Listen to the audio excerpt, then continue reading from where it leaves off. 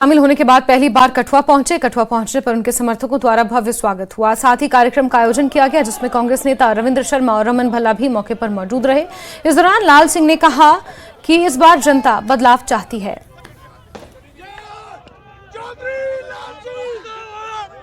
जनता का जुनून देख रहे हैं और इसी से बताया कि इलेक्शन जो है कांग्रेस पार्टी जीत गई है कि बीजेपी के होश उड़े हुए हैं।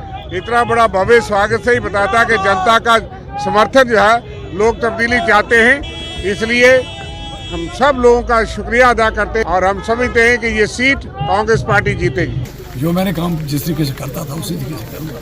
इसलिए लोगों ने कहा कि हमें बंदा भी मिलता है, अप्रोचेबल भी है और सुनता भी है और करवाता भी है और पार्लियामेंट में एक आवाज़ भी चलती है जिससे लोगों का। और दिन में 3 बार हम लोग लोगों के लिए ये कानून जो बनते हैं जम्मू कश्मीर का बेड़ा गर्क करने के लिए उसको हम बोलते हैं।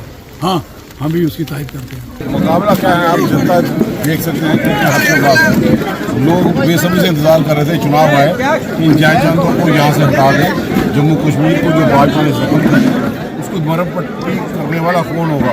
और हमें लगता है जो जमावड़ा यहाँ पे था एयरपोर्ट से या कठुआ तक रास्ते में लोग थे जो कांग्रेस पे भरोसा करते हैं, वही एक विकल्प होगा जम्मू कश्मीर में। नई राजनीति